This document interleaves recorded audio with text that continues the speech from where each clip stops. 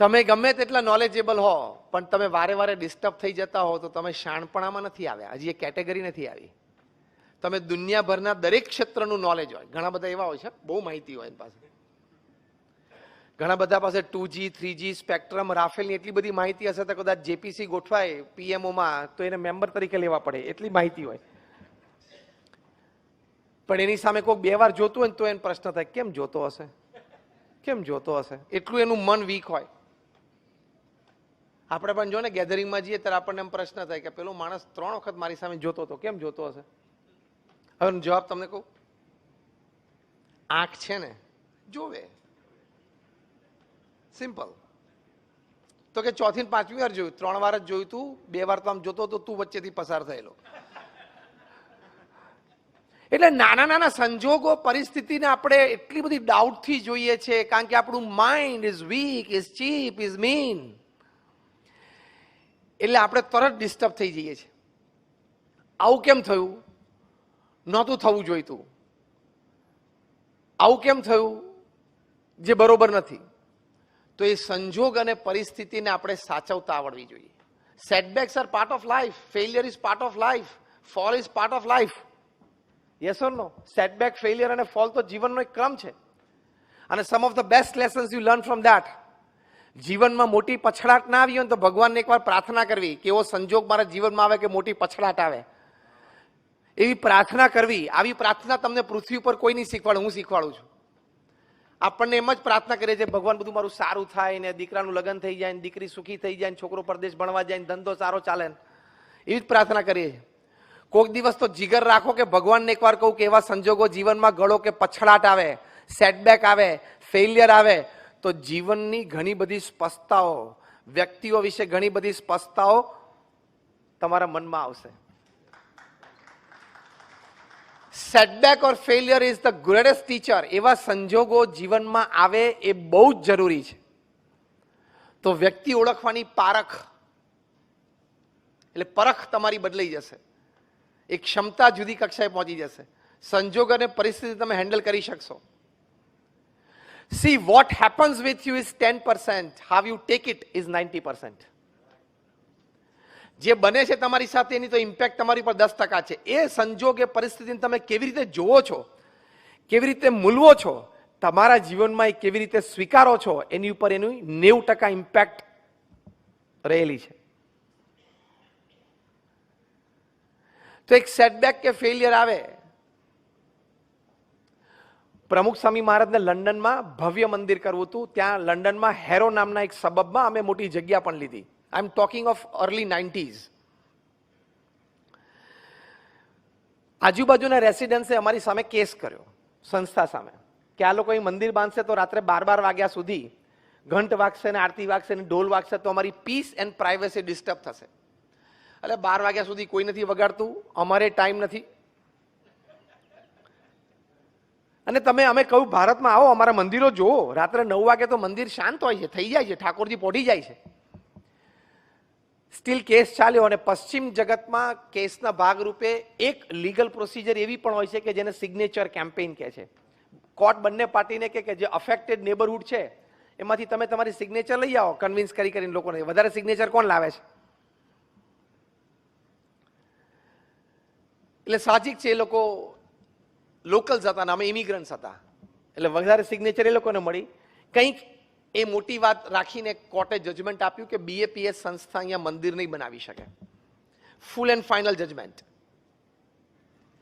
નાઉ listen carefully.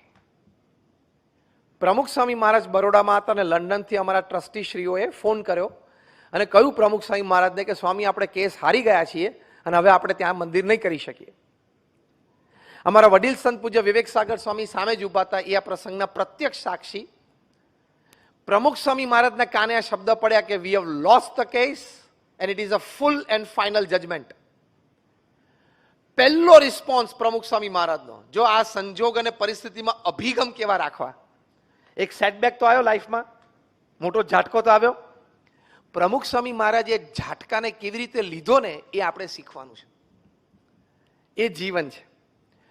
Pramukh સ્વામી મહારાજના ચહેરા ઉપર એક લકીર પણ ફરી નહીં, નોટ અ સિંગલ વ્રિંકલ ચેન્જ્ડ. પહેલું વાક્ય પ્રમુખ સ્વામી મહારાજ બોલ્યા, જેવી ભગવાનની ઈચ્છા. આ શબ્દોમાં બહુ તાકાત છે. બીજું વાક્ય પ્રમુખ સ્વામી મહારાજ બોલ્યા કે આપણે આપણો પુરુષાર્થ કરી લીધેલો, હવે જે પરિણામ આવ્યું એ આપણે સ્વીકારી લેવાનું. કેટલી સ્થિરતા રહે. આપણે આપણો પુરુષાર્થ કરી લીધો, બધા રિસોર્સિસ આપણે કામે લગાડી દીધા, હવે પછી જે પરિણામ આવ્યું એ આપણે સ્વીકારી લેવાનું, કારણ કે એનાથી વિશેષ તો આપણે કંઈ કરી શકીએ મતા જ નહીં. અને the third thing is determination. પ્રમુખ સ્વામી મહારાજે કહ્યું કે આપણે નક્કી કર્યું છે કે અહીંયા મંદિર કરવું છે, એટલે કરવું તો છે જ, બીજી જગ્યા શોધવા માંડો. કરશું, બીજી જગ્યા શોધી નિસ્દનમાં કર્યું. 1995માં ઉદ્ઘાટિત થયું ત્યારે રીડર્સ ડાયજેસ્ટે લખ્યું કે it is the 8th wonder of the world.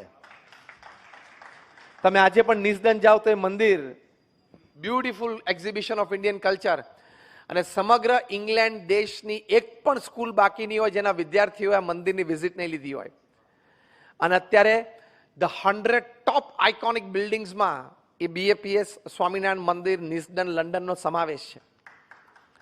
કામ પણ એવું કર્યું, પણ આમ ડઘાઈ ન ગયા. આપણે શું થાય કે આ કેમ બન્યું, આ મુખ્ય પ્રશ્ન હોય છે. મેં કોઈનું ખોટું નથી કર્યું તોય મારી જોડે આવું કેમ બન્યું, આ મુખ્ય પ્રશ્ન હોય છે. બધા હા પાડો છો એટલે વાત તો સાચી છે ને. મેં કોઈનું ખોટું નથી કર્યું તો મારી સાથે કેમ આવું કર્યું, આ એક પ્રશ્ન. બીજો પ્રશ્ન, મેં મારી બુદ્ધિ, શક્તિ, આવડત, હોશિયારી, રિસોર્સિસ બધા કામે લગાડેલા, તો એમ મારા પ્લાનિંગ પ્રમાણે મને સક્સેસ કેમ ના મળ્યો, એ બીજો પ્રશ્ન. હું પ્રેક્ટિકલ વાત કરું છું ને, યસ ઓર નો. આ મનમાં આપણે રહે છે. પણ એક વાત સમજી રાખવાની, શ્રીમદ ભગવદ્ ગીતામાં ભગવાન શ્રી કૃષ્ણએ અર્જુનને કહ્યું, કર્મણ્યવાધિકારસ્તે મા ફલેષુ કદાચના. શું કીધું અર્જુનને? કે કર્મ કરવું એ તારો અધિકાર છે, તારું ફરજ છે, પણ પરિણામ ભગવાને કહ્યું કે હું નક્કી કરીશ. કેમ? કે if there are 10 factors which are in your control to bring success to the project, there are 10 factors which can bring failure to the project which are not in your control. સીધી વાત છે. અને આ શ્લોકનો તમને practical અનુભવ બધાને છે, પણ તમે વિચાર નથી કર્યો ને, એટલે તમને વારે વારે ડિપ્રેશન અને ફ્રસ્ટ્રેશન ફેલિયર વખતે આવે છે. આ શ્લોકનો તમને પ્રેક્ટિકલ અનુભવ જીવનમાં 10 વખત હશે. જો હવે હું બોલું ને એમાં તમે બધા હા પાડશો કે અમારા અનુભવ છે. શાંતિથી સાંભળજો. આપણને બધાને અનુભવ છે કે ઘણી વખત આપણે ખૂબ સારો પુરુષાર્થ કર્યો હોય, બધા રિસોર્સિસ કામે લગાડ્યા હોય, તોય આપણને સક્સેસ ઓછો મળે છે. હા કે ના? અને ઘણી વખત ઓછું પ્લાનિંગ હોય, એક્ઝિક્યુશન સંતોષકારક ન થયું તો ધાર્યા બારનું પરિણામ આવી જાય. હા કે ના? તો આ શ્લોક સાચો ખોટો? કે ભગવાને કહ્યું કે તું કર્મ કરે જા, પરિણામ હું નક્કી કરીશ, પણ આપણે એનો વિચાર નથી કર્યો. આ વિચાર હોય તો કોઈ દિવસ સંજોગ અને પરિસ્થિતિમાં આપણે જરાય ચલાયમાન ના થઈએ. એક વાત તો નક્કી કરી જ રાખવાની કે સંજોગ અને પરિસ્થિતિ તો પોઝિટિવ કે નેગેટિવ હોય, હું મારી સ્થિરતા, મારો ધ્યેય, એમાંથી તો હું ક્યારેય વિચલિત નહીં થઉં, નહીં તો તમે જીવન હારી ગયા કહેવાય. તો આ છે સંજોગ અને પરિસ્થિતિ પ્રત્યેનો અભિગમ. સંજોગ અને પરિસ્થિતિ પ્રત્યેનો અભિગમ.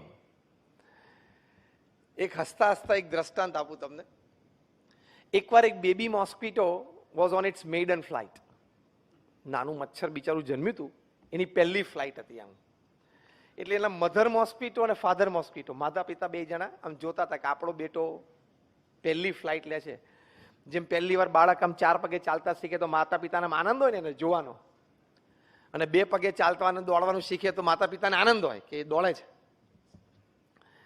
એટલે માતા પિતા બેબી મોસ્કીટોને જોતા હતા કે on its maiden flight the mother, એમાં મધર બધા ઉત્સાહી હોય, વધારે એમ આનંદ હોય કે મારો બાળક ચાલતા શીખ્યો, દોડતા શીખ્યો.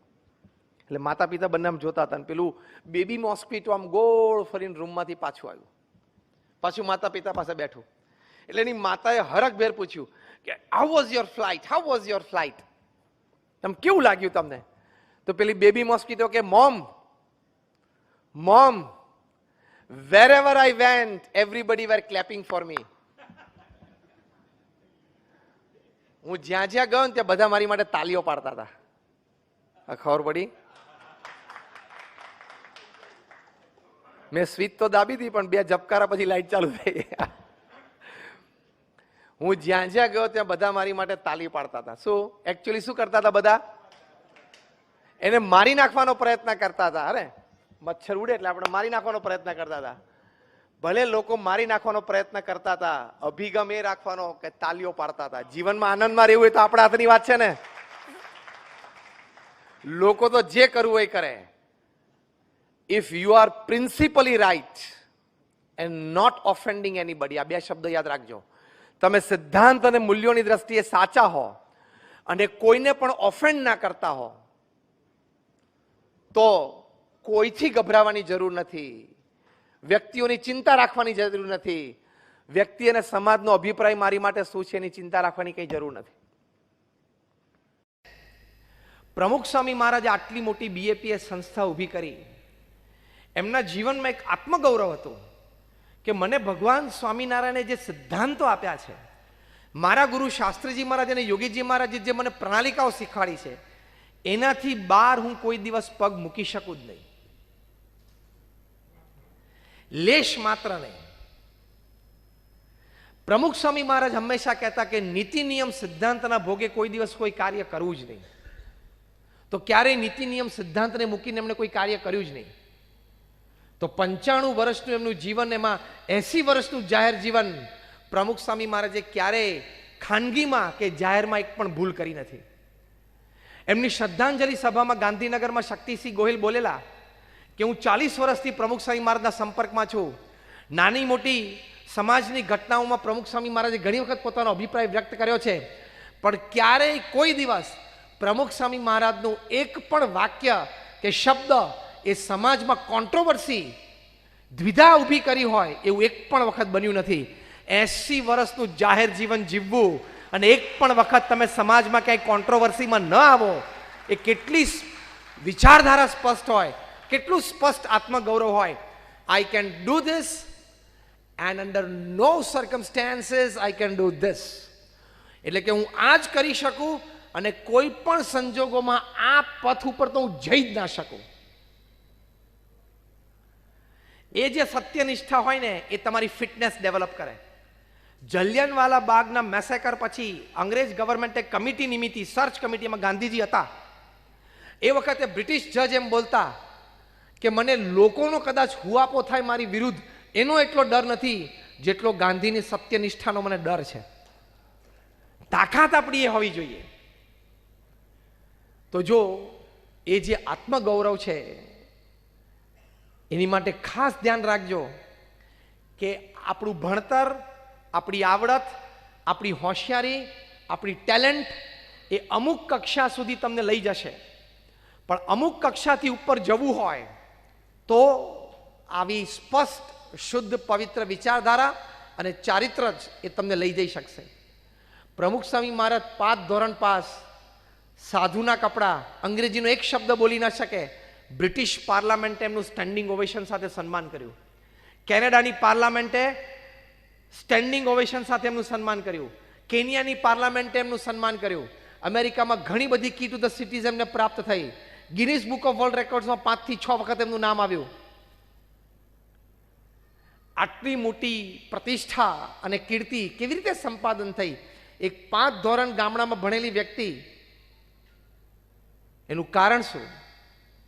તો જ્યારે અમેરિકાના પ્રેસિડેન્ટ બિલ ક્લિન્ટન 2000ની સાલમાં પ્રમુખ સ્વામી મહારાજને માયામી, ફ્લોરિડામાં મળ્યા, ત્યારે અમેરિકાના પ્રેસિડેન્ટ હતા. 22 મિનિટની મુલાકાતે અંગ્રેજી બોલે પ્રમુખ સ્વામી કંઈ ના સમજે, પ્રમુખ સ્વામી ગુજરાતી બોલે એ કંઈ ના સમજે. વચ્ચે અમારા દુભાષ્ય સંત હતા, અંગ્રેજીનું ગુજરાતી કર્યા કરે, એટલે 22 મિનિટનો વાર્તાલાપ એકચ્યુઅલી 8 મિનિટનો જ સમજવાનો. 2 વે ચાલતો હોય ને. 22 મિનિટની મુલાકાત પછી બિલ ક્લિન્ટન એવું બોલ્યા કે I haven't seen such expressive eyes full of integrity in my life. એટલે કે પ્રમુખ સ્વામી મહારાજની આંખો જોઈને બોલ્યા કે આવી ઇન્ટિગ્રિટી એટલે કે વફાદાર, વિશ્વસનીય, દરેકને સાથે લઈને આગળ વધવું, કોઈને ધક્કો ન મારવો, દરેકની લાગણી ભાવનાનો વિચાર કરીને દરેકને પ્રગતિ કરાવવી, કોઈ દિવસ કોઈને દગો દેવાનો વિચાર પણ ના આવ્યો હોય, આ બધા ગુણો ભેગા થાય એટલે અંગ્રેજીમાં એક શબ્દ બને ઇન્ટિગ્રિટી. અને તમારા વર્ક પ્લેસમાં સૌથી મોટી કિંમત આ શબ્દની છે. આવડત હોશિયારીમાં થોડોક ઓછો એ ચાલે, ઇન્ટિગ્રિટીમાં થોડોક ઓછો એ લેશ માત્ર ન ચાલે. 80 વર્ષની વખતે પ્રમુખ સ્વામી મહારાજની ઉંમર હતી. 80 વર્ષની વ્યક્તિમાં એક ભારતીય સાધુમાં અમેરિકાના રાષ્ટ્ર પ્રમુખને ઇન્ટિગ્રિટી દેખાય એટલે, અને તો કેવા વ્યક્તિઓને મળ્યા હોય, પણ કે આવી આંખો મેં ક્યારેય જોઈ નથી. તો જો આ આપણું બહુ જ મોટું ધન છે, આ તમારી ફિટનેસ, ઇન્ટિગ્રિટી ઇઝ ફિટનેસ, તો તમે ગમે ત્યાં સર્વાઈવ થઈ શકો, ગમે ત્યાં મોટા કામ કરી શકો. 2001માં જ્યારે ભુજમાં ભૂકંપ આવ્યો, BAPS સંસ્થાએ 509 ગામોમાં રિલીફ વર્ક કર્યું. અમે 9 ગામો દત્તક લીધા અને 1500 ઘર બાંધી આપ્યા. હું 2001-2003ની વાત કરું છું. ત્યારે લોકો કહેતા કે ભારતના એક પૂર્વ પ્રધાનમંત્રી એક સ્ટેટમેન્ટ ઘણી વખત બોલતા કે અમે કેન્દ્ર સરકારમાંથી 1 રૂપિયો છોડીએ છીએ, એકચ્યુઅલ લાભાર્થી સુધી પહોંચતા એ રૂપિયો છે 15 પૈસા થઈ જાય છે. ભારતના એક ભૂતપૂર્વ પ્રધાનમંત્રી બોલેલા આવું. પણ આ કોટ કરીને પ્રમુખ સ્વામી મહારાજ માટે 2001માં લોકો કહેતા કે અમે આ ભુજ ભૂકંપ રાહત માટે જે કંઈ દાન BAPS સંસ્થાન અને પ્રમુખ સ્વામી મહારાજને આપીએ છીએ એ અમે રૂપિયો આપીએ છીએ, તો એકચ્યુઅલી સાઇટ ઉપર લાભાર્થી સુધી પહોંચતા એ સવા રૂપિયો થઈ જાય છે. આ પ્રમુખ સ્વામી મહારાજની ઇન્ટિગ્રિટીની કિંમત હતી, આ પ્રમુખ સ્વામી મહારાજના કેરેક્ટરની કિંમત હતી. આ તો એ તમારી એસેટ છે, એ તમારી ફિટનેસ છે. તો એવી ફિટનેસ ડેવલપ કરવાની કે resources, people and money, they have to come to you, you don't have to go to them. તો એ બહુ જ મોટી ફિટનેસ છે, એ ડેવલપ કરવાનો પ્રયત્ન કરવાનો. બીજી એક વાત કે ફિટનેસ કેવી રીતે ડેવલપ થાય, થોડી લોડ બેરિંગ કેપેસિટી પણ વધારવી, પરિશ્રમની દ્રષ્ટિએ અને માન અપમાનની દ્રષ્ટિએ પણ. ભગવાન સ્વામિનારાયણ પહેલી વખત આણંદમાં પધાર્યા, ભવ્ય સવારી ચાલુ રહેલી, એ વખતે થોડાક લોકોની ઉશ્કેરણીથી ભગવાન સ્વામિનારાયણના આખી સવારીનું લોકોએ અપમાન કર્યું. પથરા નાખ્યા, ધૂળ નાખી અને ગારો નાખ્યો. ભગવાન સ્વામિનારાયણના શરીર ઉપર પણ ગારો નાખ્યો. ભગવાન સ્વામિનારાયણ એ વખતે બધા જ દરબારો પણ સાથે હતા, ક્ષત્રિયો હતા. જો એ વખતે પટ્ટાદાવ શરૂ કરી દીધો હોત ને તો ઘણું ખોટું પરિણામ મોટું આવી શકત. પણ ભગવાન સ્વામિનારાયણે બધાને કહ્યું કે અત્યારે આપણે ખમી જવાનું છે, ધીરજ રાખવાની છે. વીર પુરુષ હોય ને એ ખમે અને ધીરજ રાખે ને એની વીરતા છે. આપણે ખમી જવાનું છે, એક શબ્દ કોઈ બોલવાનો નથી. અત્યારે જે કોઈ શસ્ત્ર ઉપર હાથ મૂકે એ વિમુખ છે, ગુરુદ્રોહી છે. આણંદમાં લોકોએ આટલું બધું અપમાન કર્યું, એક શબ્દ બોલ્યા નહીં, લોકોને ગુણ આવ્યો કે આટલું અપમાન કર્યું છતાં કોઈ પણ પ્રકારનો ઊંચો સાદ કર્યો નહીં, કોઈ પણ પ્રકારની પ્રતિક્રિયા ન આપી. સમગ્ર આણંદ શહેરમાં બધા લોકોને ભગવાન સ્વામિનારાયણ પ્રત્યે અનન્ય સદભાવ થયો. અને આજે એ બહુ જ મોટું સત્સંગ કેન્દ્ર, ત્યાં અમારું મંદિર તો છે, સાથે ગર્લ્સ રેસિડેન્શિયલ સ્કૂલ છે કરમસદમાં, ઇન્ટરનેશનલ લેવલની આ સ્કૂલ છે, સાથે છાત્રાલય બહુ મોટું છે જ્યાં 400 વિદ્યાર્થીઓ રહે છે. બીજી ત્યાં મોટી બોરસદ પાસે સ્કૂલ છે. તો આવા ઘણા બધા સમાજ સેવાના આયામો આજે ઊભા થયા. તો થોડીક લોડ બેરિંગ કેપેસિટી રાખવી તો તમે સર્વાઈવ થઈ શકશો. પતિ પત્ની વચ્ચે સહેજ ઝઘડો થાય ને તરત મોટા વિચારો શરૂ થઈ જાય, આવું કેમ બોલ્યો, આવું કેમ જોયું, મારા સાસુએ કેમ મારી સામે આવી રીતે જોયું, આવું કેમ બોલ્યા. તો થોડુંક સહન કરી લેવું, થાય, બને. તને ભગવાને પૃથ્વી ઉપર જન્મ આપ્યો ત્યારે નક્કી નહોતું કર્યું બધું જ તારા પ્રમાણે થશે, એવું લેખિત આપ્યું છે?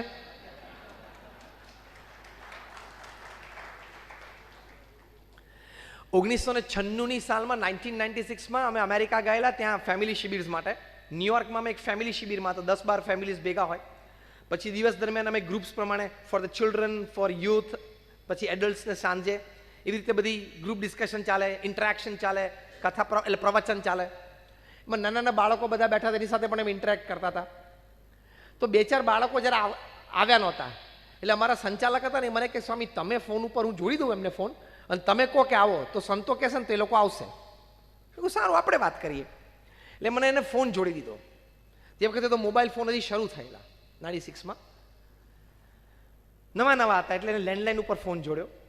સામે જો કોઈ એંગેજ હોય ને તો ટેલિફોન એક્સચેન્જમાંથી એંગેજનો ટોન તમને ન સંભળાય, પણ એક સારી કંઈક વાતો સંભળાય. ઘણી વખત લોકો ડાયલોગ્સ રાખે પિક્ચરના, બીજું ત્રીજું હોય, પણ એક બહુ જ સરસ વાત એ મેં 96માં સાંભળેલી, મને એટલી બધી ગમી ગઈ. એ બહુ જ સરસ વાત અંગ્રેજીમાંથી, હું સીધું તેનું ગુજરાતી બોલું છું કે જીવન છે ને એ ચોકલેટ બોક્સ જેવું છે. તે વખતે બાળકો એકબીજાને બર્થડે ઉપર ગિફ્ટ આપી શકે એની માટે ચોકલેટના બોક્સ આવતા. અંદર બધા જ પ્રકારની ચોકલેટ હોય, જુદા જુદા વેપર કલર્સફુલ હોય, સાઈઝ પણ લાંબી મોટી ગોળ ચોરસ હોય. એટલે શું, રોજ બાળકને કંઈક નવું નવું મળે. સાઈઝ પણ જુદી હોય, કલર પણ જુદો હોય, ટેસ્ટ પણ જુદો, ખાટમીઠી હોય, ગળી હોય. પણ આ બોક્સની વિશેષતા એક બહુ સરસ હતી, એને ઢાંકણું નહીં. આંગળી અંદર જાય ને એટલું જ કાણું તમે પાડી શકો. એટલે રોજ સવારે બાળકે બોક્સ આડું પડી અને મહેનત કરવાની. આ બહુ એક મોટો સિદ્ધાંત શીખવાનો છે. રોજ સવારે જો તમારે એક ચોકલેટ ખાવી હોય તો પહેલાં જાત મહેનત કરવાની. એ પેલો નાનો બાળક છે ને અંદર આંગળી નાખીને અમને એક એક એક એક ચોકલેટ સરકાવે, માંડ એક ચોકલેટ, અને એના માતા પિતાને કહેવામાં આવ્યું કે એને જાતે ચોકલેટ કાઢવા દેવાની. એટલે શું, એને ચોકલેટની કિંમત ખબર પડે. પછી જે ચોકલેટ નજીક આવીને આંગળીથી કાઢી શકે આમ નાના કાણામાંથી, એ જે ચોકલેટ બહાર નીકળે એ ચોકલેટ સ્વીકારવાની, ખાવાની અને આનંદ કરી લેવાનો. આ પણ બહુ મોટો સિદ્ધાંત છે જીવનનો. એની પાછળ જીવનલક્ષી સિદ્ધાંત એ છે કે ચોકલેટ ખાવી હોય તો મહેનત તો કરવી પડે, અને મહેનત કર્યા પછી જે ચોકલેટ હાથમાં આવે ને એમાંથી આનંદ લેતા શીખી જવાનું. This is fitness. ના, મારે તો લાંબી ચોકલેટ જોઈતી હતી, 4 BHK 3 BHK મળી ગયો, આનંદ કર. બધા આટલા હસે ને તાલી પાડી એટલે ક્યાંક છેડો બરોબર અડી ગયો લાગે છે. કે મારે તો પેલી 4 બંગડી વાળી ગાડી લાવવી હતી, પણ અત્યારે આપણે બંગડી વગરની ગાડીનો વેચ છે એમાં ફરવા માંડ. આનંદ કર. 4 બંગડી ઓડી, હું દેશી ભાષામાં બોલ્યો, અને એની બ્રાન્ડ છે is Audi, is a German brand. તે ઓડી મળશે, થશે તારા પ્રારબ્ધમાં ને પુરુષાર્થમાં હશે તો મળશે, પણ જ્યાં સુધી ઓડી ના આવે ત્યાં સુધી મને ગાડીનો આનંદ ના આવે. એ વિચાર, એ ફિટનેસ ના કહેવાય. અત્યારે મારુતિ 1000 છે અથવા તો હુન્ડાઈ નાની ગાડી છે, ફરવાનું, 4 પૈડા તો ફરે છે ને, આનંદ કર ને. જે ચોકલેટ જે વખતે આપણા નસીબમાં હોય ચોકલેટ ખાઈને આનંદ કરવો, એ ફિટનેસ. બાકી કશું યાદ ના રહે ને તો ચોકલેટનો આ પ્રસંગ યાદ રાખીને ઘરે જજો.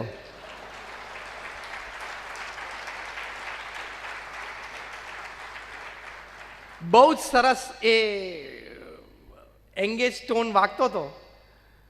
Life is like a box of chocolates. Every morning, because it doesn't have a lid, you have to put your finger inside. Try to get one chocolate, and whichever chocolate you get, enjoy it. બહુ સરસ બોલતા હતા એ વાક્ય, તેની મજા છે. એટલે આ ફિટનેસ, જે સમયે જે સંજોગોમાં જે મળ્યું એ સ્વીકારવું, એનો આનંદ કરી લેવો. મોટું કદાચ લક્ષ્ય હોય તો એ ચૂકવું પણ નહીં, ત્યાં પહોંચવું છે તે લક્ષ્ય પણ રાખો, પણ જ્યાં સુધી એ લક્ષ્ય મળે ને ત્યાં સુધી હું આનંદમાં નહીં રહી શકું, એ સિદ્ધાંત ખોટો છે. એ સિદ્ધાંત ખોટો છે. તમે એમ કહો કે જ્યાં સુધી હું બ્રાન્ડેડ કપડાં ન પહેરી શકું ત્યાં સુધી કપડાં જ ના પહેરી થોડે ચલાય. આ એના જેવું થયું.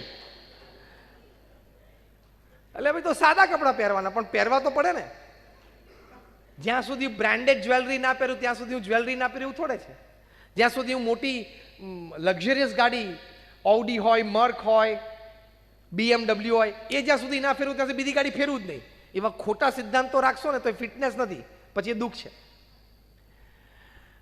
સંસ્થા અમારી BAPS તરફથી એક બ્રહ્મોપનિષદ પુસ્તક પ્રકાશિત થયું છે. એમાં પ્રમુખ સ્વામી મહારાજ એમના જીવનમાં જેટલા વાહનો સહજતાથી વાપર્યા છે ને એ બધા વાહનોમાં એમના ફોટોગ્રાફ્સ મિડલ પેજ ઉપર છે. there is a plane, there is a helicopter, પછી ગાડી છે, પછી નાની ગાડી છે, પછી રિક્ષા છે, ટ્રેક્ટરની ટ્રોલીમાં બેઠા છે, ગાડામાં બેઠા છે. 6 ફોટોગ્રાફ્સ છે, જુદા જુદા સમયના, જુદી જુદી જગ્યાઓના, સાહજિક સંજોગોના. પણ એ 6 ફોટોગ્રાફમાં પ્રમુખ સ્વામી મહારાજના ચહેરા ઉપર સ્થિરતા અને આનંદ એટલો જ છે. એને ફિટનેસ કહેવાય. તો સર્વાઈવ, તોય ટકી જાય માણસ. રાજકોટમાં 1979ની સાલમાં પ્રમુખ સ્વામી મહારાજનો જન્મજયંતિ ઉત્સવ ઉજવાયો. હજારો લોકો સભામાં આવ્યા. સાંજે આવી સભા થઈ. બીજે દિવસે સવારે ત્યાં પ્રમુખ સ્વામી મહારાજ સવારે પધરામણીએ નીકળ્યા. તો માલવિયા શેઠ, બહુ જ મોટા શેઠ હતા રાજકોટમાં, એમની ઇમ્પાલા ગાડી અમને પ્રમુખ સ્વામી મહારાજને વિચરણ માટે આપેલી. તો ત્યાં ભૂપેન્દ્ર રોડ ઉપર ઇમ્પાલા ગાડી બંધ પડી ગઈ. ડ્રાઈવરે જોયું તો ડીઝલ ખલાસ થઈ ગયેલું. એટલે કે સ્વામીજી હમણાં ક્યાંકથી નજીક પેટ્રોલ પંપ પર ડીઝલ લઈ આવું. સ્વામી કે મારે મોડું થશે. પ્રમુખ સ્વામી જાતે રિક્ષા ઊભી રાખીને રિક્ષામાં બેસી ગયા. આગલા દિવસે 15-25 હજાર માણસો તમારા જન્મ જયંતિમાં તમને બધાઈઓ આપવા માટે આવેલા. એ આખા શહેરને ખબર છે. બીજે દિવસે તમે ઇમ્પાલામાં રોડ વચ્ચે છો. ઇમ્પાલાથી ઉતરીને સાહજિક રિક્ષામાં બેસી ગયા. આણંદમાં પ્રમુખ સ્વામી મહારાજની હાથી ઉપર સવારી નીકળી. આખા આણંદ શહેરે એમની જન્મ જયંતિ ઉજવી. બીજે દિવસે પ્રમુખ સ્વામી મહારાજ આણંદની ગંજ બજારમાં 70 થી 80 દુકાનોમાં એક દુકાને પધરામણીએ ગયા. વેરી નેક્સ્ટ મોર્નિંગ હાથી ઉપર હતા. આગલા દિવસે સાંજે હજારો લોકો એમને વધાવતા હતા. બીજે દિવસે એક દુકાને. ઘણા દુકાનવાળા તો ઓળખતા નહોતા. ઘણા દુકાનવાળાને કોઈ એવો ભાવ પણ નહીં, કોઈ હરિભક્તો કોઈ સત્સંગી નહોતા, પણ પ્રેમથી ને ત્યાં પધાર્યા. આવું તમે સાંભળો છો ને, આટલું સહજ નથી હો જીવનમાં. તો આ ફિટનેસ કેવી હશે એમની, મેન્ટલ અને ઇમોશનલ, એમના વિચારો અને એમના ભાવો ઉપર એમનો કાબુ કેટલો હશે, કંટ્રોલ કેટલો હશે. પ્રમુખ સ્વામી મહારાજની લંડનમાં સુવર્ણ તોલા થયેલી. 1985ની સાલમાં QPR સ્ટેડિયમમાં હજારોનું પેક્ડ સ્ટેડિયમ, કદાચ 30 થી 35 હજાર લોકોનું પેક્ડ સ્ટેડિયમ, એની વચ્ચે પ્રમુખ સ્વામી મહારાજને સુવર્ણથી જોખવામાં આવેલા. પ્રમુખ સ્વામી મહારાજ કહ્યું, હું સુવર્ણની સામે ત્રાજવે નહીં બેસું, કારણ કે હું સંત છું. એટલે સાકર સામે જોકવામાં આવ્યું અને પછી સાકરની સામે પ્રમુખ સ્વામી મહારાજ બેઠા. પણ એમના બોડીનું વેઇટનું ઇક્વિવેલન્ટ ગોલ્ડ. હવે આવો પ્રસંગ તમારો લંડનમાં બને, 35,000 માણસના લાઈવ સ્ટેડિયમમાં, 35,000ના લાઈવ સ્ટેડિયમ પેક્ટમાં તમારી સુવર્ણ તોલા થાય. એ માણસનું અભિમાન કંટ્રોલમાં રહે, સેન્સીસ કંટ્રોલમાં રહે. અમથા આપણે એક સારા બ્રાન્ડેડ કપડાં પહેર્યા હોય ને તો આપણી ચાલ બદલાઈ જાય. હા, જો ગોલ્ડ ફ્રેમ વાળા ચશ્મા પહેર્યા હોય ને તો ગેધરિંગમાં કે પાર્ટીમાં વારે વારે બધાની હાજરીમાં એટલે પેલાનું ધ્યાન જાય કે તું જો મેં આ ગોલ્ડ ફ્રેમ વાળા પહેર્યા છે. બ્રાન્ડેડ શૂઝ પહેર્યા હોય તો 2-4 વખત આમ પગ ઊંચો કરી અને મોજું સરખું કરે. ખબર છે તું શેની માટે પગ ઊંચો કરે છે. આપણી આ વૃત્તિ છે. પ્રમુખ સ્વામી મહારાજે બધું જ સુવર્ણ, આખા મધ્ય ગુજરાતમાં કોઈ મેડિકલ કોલેજ હતી નહીં, એટલે કરમસદ મેડિકલ કોલેજ માટે આપી દીધું. 1 આઉન્સ પણ પોતાના માટે ન રાખ્યું અને બહુ મોટી મેડિકલ કોલેજ કરમસદમાં ઊભી થઈ ગઈ.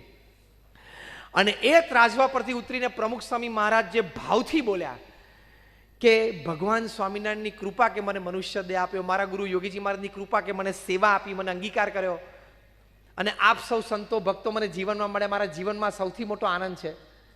જે દીન ભાવથી બોલ્યા એ ચહેરો, એની વિડીયો પીઠાવાલા સાહેબે જોઈ. એના સાક્ષી અહીંયા પીઠાવાલા સાહેબ ઉભા બેઠા છે. સાહેબ ઉભા થાવ એટલે બધાને ખબર પડે તમારા ફેમિલીને સત્સંગ કેવી રીતે થયો.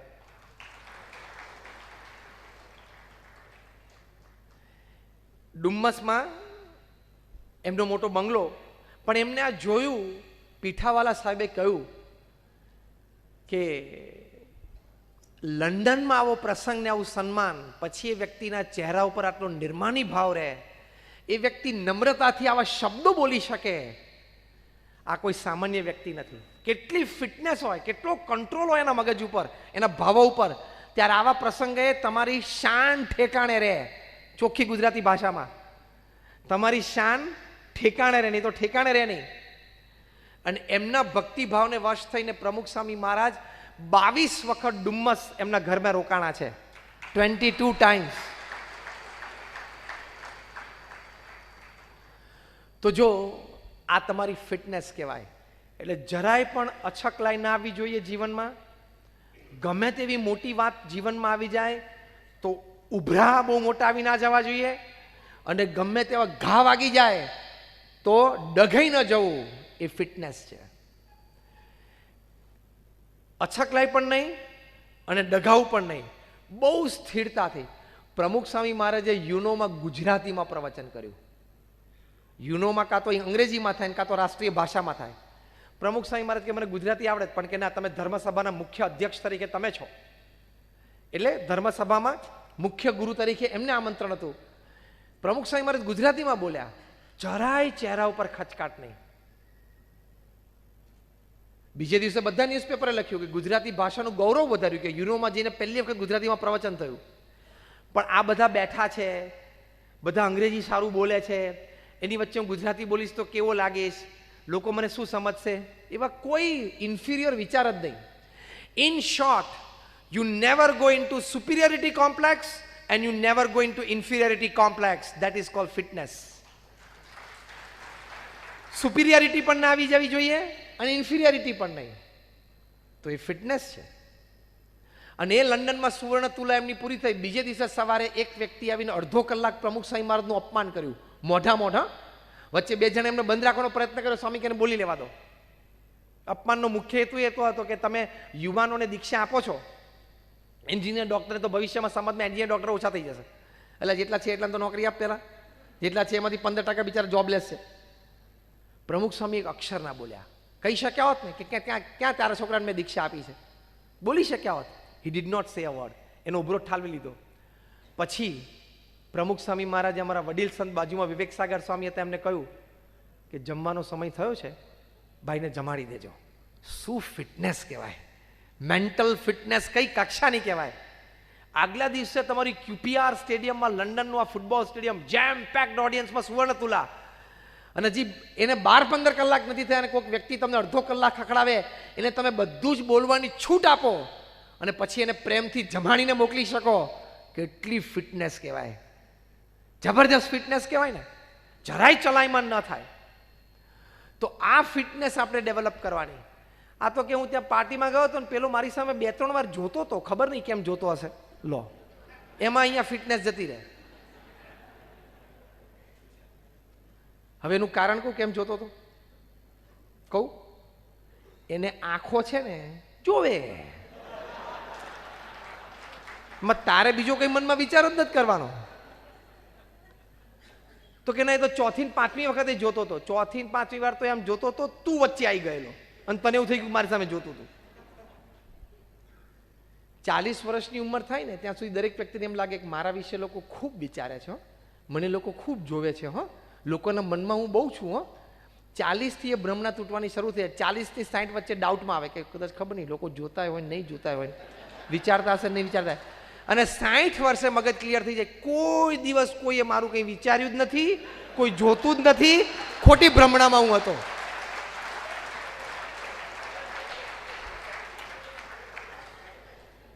અને અરીસાની સામે ઉભા હોય ત્યારે દરેકને એમ થાય કે I think I M a celebrity. અરીસાની સામે ઉભા હોય ત્યારે દરેકને એમ થાય કે આ જે મારું ભગવાન આ ચહેરો છે ને, એમાં જો 10% વધારે સુધારો કરી નાખ્યો હોત ને તો હું સીધો બોલિવૂડમાં ચાલુ એમ છું. બોલિવૂડ, હોલિવૂડ, ટોલિવૂડ, કોલિવૂડ, ફોલિવૂડ, જેટલા લાકડા વુડ્સ પૃથ્વી ઉપર છે એમાંથી એકાદામાં હું ચાલી જાત. પણ એ 10% બાકી રાખ્યું છે જેથી ઓડિયન્સને થિયેટર ભરાય, બધા સ્ટેજ ઉપર ને સ્ક્રીન ઉપર ચડી જાય તો જોવે કોણ પછી? તમને એમ થાય કે આપણે અંબાની બની જઈએ ને રિલાયન્સ બની જઈએ, પણ બધા જો રિલાયન્સ બની જાય પછી એની માટે કામ કોણ કરે? એટલે બધો વર્ક ગોઠવાયેલો જ છે. ફિટનેસ અહીં રાખો એટલે સ્થિરતા જ છે. ફિટનેસ અહીં હોય ને એટલે મુંબઈમાં રેલવે સ્ટેશન ઉપર કુલીઓ પણ આવતી જતી ટ્રેનથી 4 જ ફૂટ દૂર રહીને પણ ઘસઘસાટ નસકોરા બોલાવે છે. અને ફિટનેસ ના હોય ને તો એસી રૂમમાં પણ 2 ગોળી લીધા પછી પણ પરસેવો વળતો હોય છે અને ઊંઘ નથી આવતી.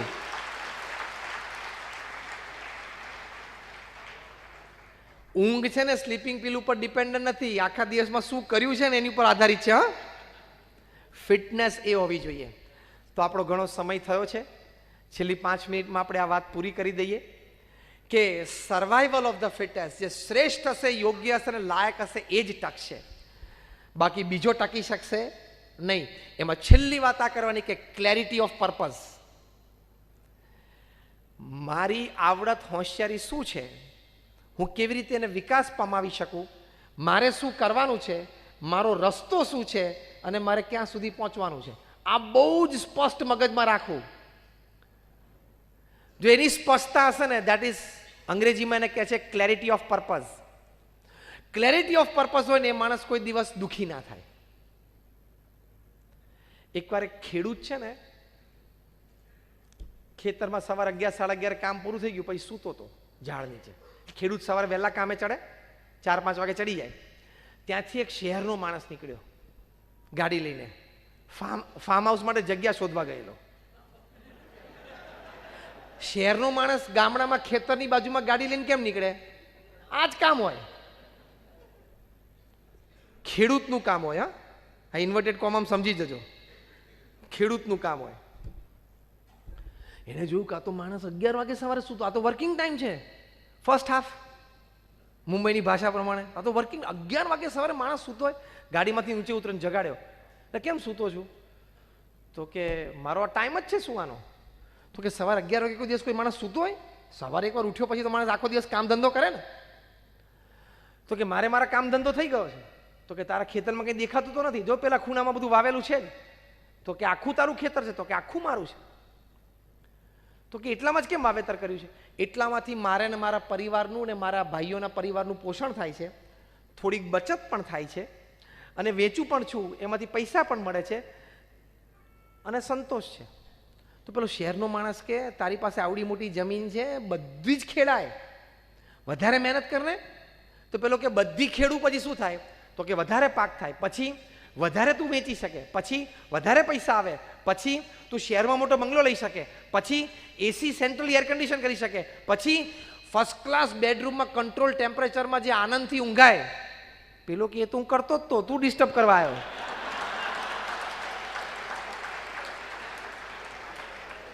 આટલું ચકડું ભરી અને છેલ્લે તો શાંતિથી ઊંઘવું જ છે ને, શાંતિથી જમવું જ છે ને, અને શાંતિથી એ જમેલું પચે એટલું જ કરવાનું છે ને. તો એટલું તો પેલો ખેડૂત કે થાય જ છે. એટલે ડોન્ટ ડિસ્ટર્બ મી, મને શાંતિથી સુવા દે, મને મારો બધો ક્રમ ખબર છે. એટલે સંતોષ એ ફિટનેસ છે. કાયમ અસંતોષી ના રહેવું, હજી મેળવી લઉં, હજી મેળવી લઉં, હજી મેળવી લઉં. પણ ક્યાંક ઊભું રહેવાનું, ક્યાં? જ્યાં તમારી સ્વાસ્થ્ય ઉપર એની અસર પડવાની શરૂ થાય. ખ્યાલ આવ્યો? સ્વાસ્થ્ય ઉપર તમારી મહત્વાકાંક્ષાઓની અસર શરૂ થાય એ પહેલા ઊભા રહી જવાનું, એ ફિટનેસ. તમારા પારિવારિક સમય ઉપર તમારી મહત્વાકાંક્ષાઓની અસર શરૂ થાય એ પહેલા ઊભું રહી જવાનું. એટલે સ્વાસ્થ્ય અને પારિવારિક સમય ઉપર અસર શરૂ થાય તમારી મહત્વાકાંક્ષાઓની, એ શરૂઆતમાં જ સ્ટોપ થઈ જવાનું. કારણ કે આપણે કોઈએ સાંજ પડે ખીચડી સાથે સોનાની કઢી પીવી નથી. અને સોનું હશે તો ગાળીને પણ કઢી તરીકે પીવાતું નથી. એ ચણાના લોટની અને છાશની જ કઢી બને છે આપણા ઘરે અને અંતિલિયામાં 27માં માળે. કઢી શેની બને છે? ચણાના લોટની અને છાશની. ક્યાં? આપણા ઘરે અને ઓફ પેડાર રોડ, અંતિલિયામાં 27માં માળે. દુનિયાનું સૌથી મોંઘામાં મોંઘું ઘર, મુકેશ અંબાણીનું રેસિડન્સ. દુનિયાનું સૌથી મોંઘામાં મોંઘું રેસિડન્સ છે. તો ત્યાં પણ કઢી ચણાના લોટની અને છાશની બને છે. ખ્યાલ આવ્યો? આ સ્પષ્ટતા સાથે જીવવું, સંતોષની રેખા સાથે જીવવું, એ ફિટનેસ છે. એટલે આવી ફિટનેસ એ હંમેશા રાખવાનો પ્રયત્ન કરવો. આવી ફિટનેસ ડેવલપ થાય એની માટે એક છેલ્લો મુદ્દો મને યાદ આવ્યો એટલે 5 મિનિટમાં પૂરું કરી દઉં. ભગવાન પ્રત્યેની શ્રદ્ધા રાખજો. ભગવાન આપણા દુશ્મન નથી. ભગવાન આપણું સારું કરવા જ બેઠા છે. તમે મા બાપ તરીકે તમારા દીકરાનું કોઈ દિવસ ખોટું ઈચ્છો છો? હા કે ના? તો આપણે ભગવાનના દીકરા સંતાનો છીએ. ભગવાન આપણું કોઈ દિવસ ખરાબ ઈચ્છતા જ નથી. આપણા કર્મ ખોટા હોય, આપણી વૃત્તિઓ ખોટી હોય એટલે ભગવાન કોક વખત થોડીક પનિશમેન્ટ આપે છે. બાકી તો અત્યંત કૃપા ઉપર આમ કીડીઓની લાઈન જતી હોય તો આપણને અમથી બધી કીડીઓને મારી નાખવાનું મન થાય? કોઈ દિવસ આપણે એવું કર્યું છે? આપણામાં ને કીડીનું અંતર આપણે જાણીએ છીએ કે ક્યાં હું માણસ અને ક્યાં બિચારી નાની કીડી, બિચારી શાંતિથી જાય છે ને ક્યાં એને મારવો.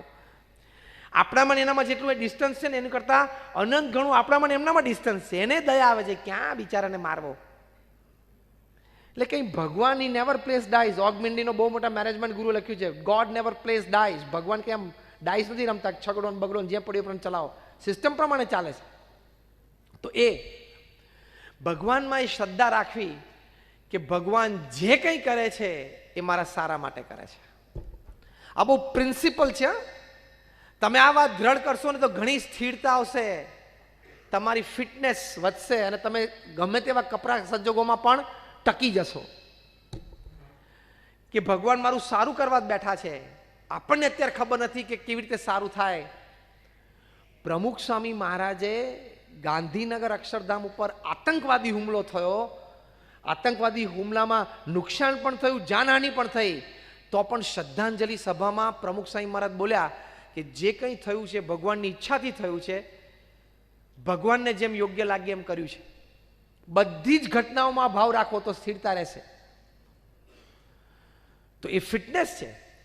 1972માં યુગાન્ડાના પ્રેસિડેન્ટ હતા ઈદી અમીન, એને ગાન પણ સૂજ્યું અને બધા એશિયનને કીધું કે 72 કલાકમાં યુગાન્ડા છોડો.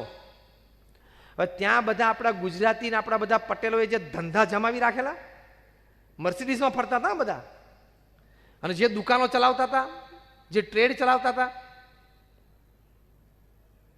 72 કલાકમાં પહેરેલા કપડે યુગાન્ડા છોડો. ધંધો, પૈસા, બેંક, એટલે લોકર્સ, ઘરેણા બધું છોડવું જ પડ્યું, કારણ કે મિલિટરી ઘરે આવી ગઈ હતી અને પાછળ નાણચું અડાડીને જ એરપોર્ટ મૂકી આવે. લગભગ 30,000 આપણા ગુજરાતીઓ અને ભારતીયો બધા યુગાન્ડા છોડીને લંડન ગયા, કારણ કે બ્રિટિશ કોલોની હતી એટલે બધા પાસે બ્રિટનમાં રહી શકે, બ્રિટિશ પાસપોર્ટ તો હતો જ. પહેરેલે કપડે લંડન જેવા શહેરમાં તમે ઉતરો, શું કરવાનું? કોઈ ઓળખાણ નહીં, કોઈ બેક સપોર્ટ નહીં. પણ કોકે નોકરી શરૂ કરી, કોક છાપા નાખવાની શરૂઆત કરી, કોકે દૂધમાં ડેરીમાં કામ શરૂ કર્યું, નાના નાના કામ બધા શરૂ કર્યા. ત્યાં બધા શેઠિયાઓ હતા, કરોડોપતિ હતા, પણ કેવી રીતે સર્વાઈવ થયા, ટકી કેવી રીતે ગયા? કે અત્યારે જે વાસ્તવિકતા છે મારે સ્વીકારી લેવાની. મારે હવે ભૂતકાળ જરાય યાદ નહીં કરવાનું કે બહુ મોટો શેઠિયો હતો. આજે સાંજે મારા બૈરા છોકરાને ખાવું હોય તો મારે આ મજૂરી અત્યારે કરવી જ પડશે. એ વાસ્તવિકતાનો સ્વીકાર.